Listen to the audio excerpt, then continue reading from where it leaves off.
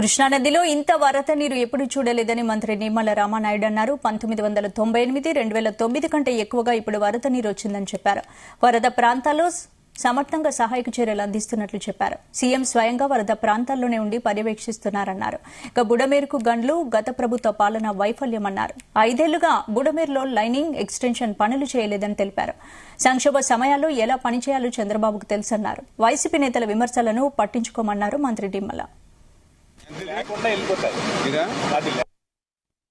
2009 అదేవిధంగా 1998లో 2 సార్లు దగ్గర 10 లక్షల క్యూసెక్ల నీరుని క్రాస్ చేయడం చూసాం.